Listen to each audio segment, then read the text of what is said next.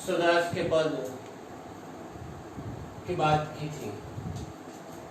सुदास के दो पद हमारे यहाँ पर दिए गए। एक पद की बात हमने की थी जिनके अंदर ये देखने का प्रयत्न किया था कि सुदास जी की आराध्य भक्ति कैसी है, सुदास ने अपने कृष्ण की आराधना साधना कैसे की, या तो सुदास के मन के अंदर कृष्ण का स्थान कैसा था, उस बात की समझ हमने प्राप्त की थी। आज हम उस दास के अंदर एक पद को समझना बाकी रखा था। आज उसी दूसरे पद की समझ को प्राप्त करने के लिए जनता विद्यालय झाड़िया परिवार तरफ से मैं आपके सामने उपस्थित हुआ हूँ। दूसरे पद की समझ को प्राप्त करने के लिए हम सुदास जी दूसरे पद में क्या कहते हैं उनके बारे में आज हम देखने की ओर जा रहे हैं। सुदास जी ने दूसरे पद के अंदर कृष्ण के स्वरूप को दिखलाने का प्रयत्न किया है। उन्होंने कृष्ण को किस दृष्टि से देखा है, या तो कृष्ण की बाल लीला या तो बाल स्वरूप को किस प्रकार से देखा है, उसी बात को हम सुदास के दूसरे पद के अंदर देखने की ओर जा रहे हैं। सुदास जी की कलम से लिखा हुआ दूसरा पद देखो। दूसरे पद के अंदर सुदास जी क्या कहते हैं, देखो, शोभित कर नवनीत लिए घुटुरुनी चलन रेणु तन मंडित मुख दही लेप कियो। शोभित कर नवनीत लिए, शोभित कर मतलब हाथ, कर का पर्याय शब्द होता है हाथ, नवनीत मतलब मक्खन। कृष्ण कैसे दिखाई देते हैं, बाल कृष्ण का स्वरूप का वर्णन करते हुए सुदास जी बताते हैं, क्या बताते हैं, देखो, शोभित कर नवनीत लिए, शोभायमान हो रहे हैं, कर में नवनीत लिए, कर के अंदर मतलब हाथ के अंदर मक्खन लिए हुए कृष्ण, बाल कृष्ण शोभायमान हो रहे हैं, अपने हाथों के अंदर मक्खन है।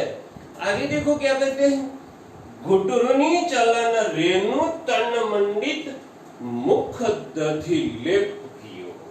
घुटुरुनी चलन, घुटनों के बल पर चल रहे हैं। एकदम छोटे से कृष्ण का स्वरूप उन्होंने दिखलाने का प्रयत्न किया है कि हाथों के अंदर मक्खन लेके घुटनों के बल कृष्ण भूमि पर चल रहे हैं। और रेणु तन मंडित, रेणु का मतलब धूल, तन का मतलब शरीर, शरीर पर धूल लगी हुई है। रेणु का पर्याय शब्द धूल होता है। शब्दार्थ के अंदर देखते जाइए, या तो अपनी किताब के अंदर दृष्टि रखो ताकि पता चले कि थोड़े कठिन शब्दों का अर्थ क्या होता है, या तो उनके पर्याय शब्द कैसे होते हैं। सुदास जी कहते हैं, घुटुरुनी चलन रेणु तन मंडित, तन मतलब शरीर, शरीर उनका धूल धूसरित है, शरीर पर धूल लगी हुई है, हाथों में मक्खन है।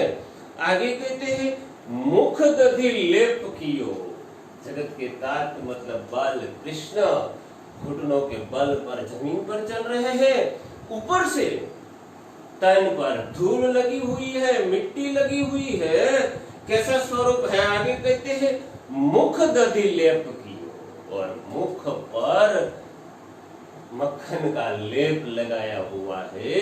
मक्खन हाथ में लेकर खाते हुए घुटनों के बल पर कृष्ण चले आ रहे हैं।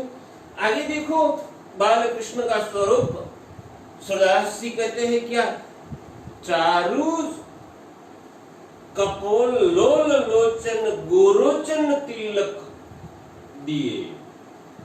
चारु कपोल लोल लोचन, कपाल पर लोल लोचन और संचल आंखें, कपाल पर गोरोचन तिलक दियो। गोरोचन का तिलक मतलब एक पीला द्रव्य जो है,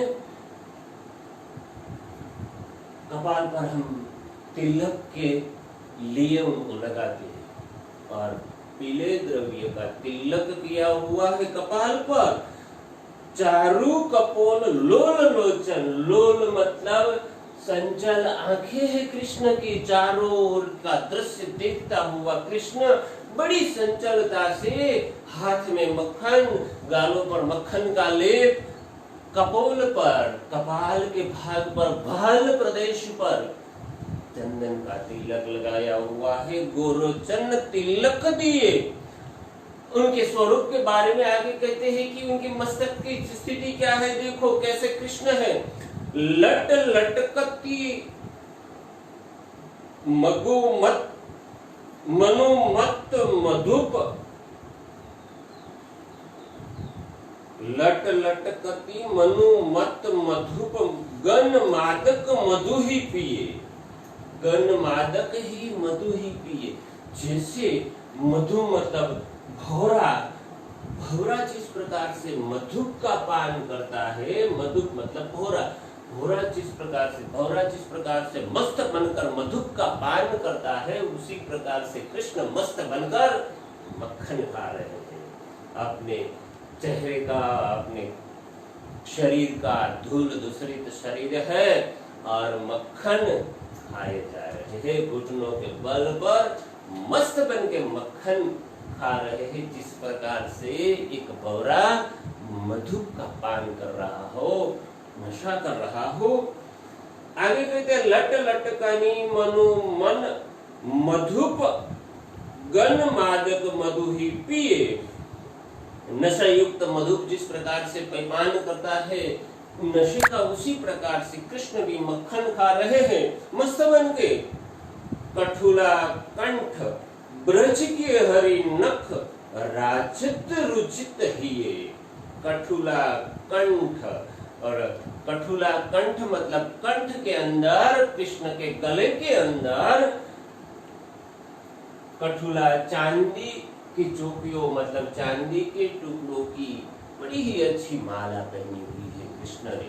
चांदी की माला गले के अंदर है। कृष्ण का स्वरूप देखो, भाल प्रदेश में चंदन का तिलक, मुंह पर मक्खन का लेप किया हुआ है, गोरोचन लगाया हुआ।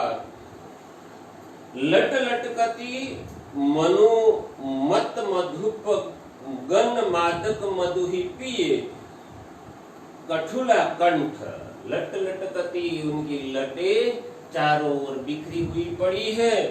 मधु जिस प्रकार से नशा करता है, उसी प्रकार से कृष्ण भी मक्खन खा रहे हैं। कठुला कंठ, और गले के अंदर चांदी के टुकड़ों की माला है, जो कैसी लग रही है कहते हैं।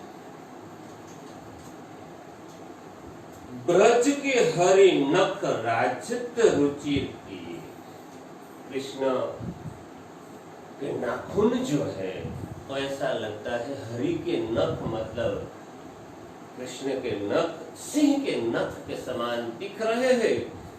राजत रुचि रही है, और बड़ी ही अच्छी चांदी की माला उनकी गले के अंदर, उनके कंठ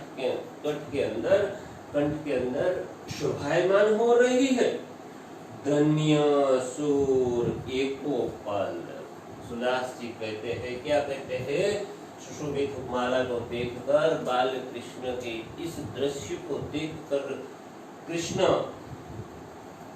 कृष्ण के बारे में सुदास जी कहते हैं, क्या धन्य सुर एको पास, यही सुख का सत कल्प जिए।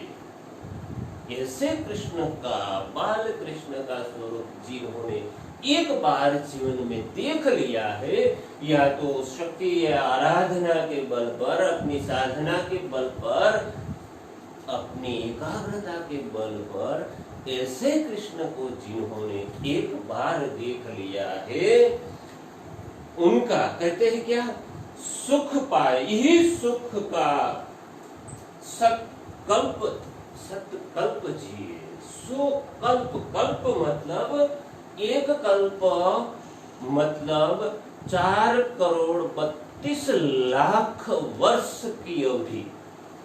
एक कल्प 4,32,00,000 वर्ष की अवधि होती है।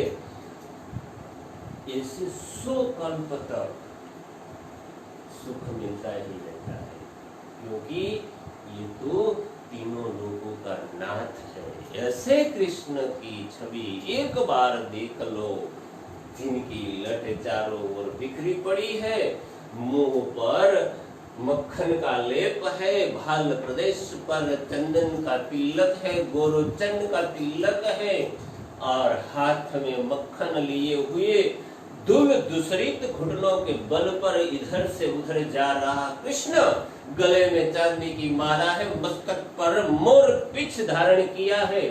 ऐसे बाल कृष्ण के स्वरूप को आप एक बार देख लो तो 100 कल्प तक का पुण्य प्राप्त हो सकता है।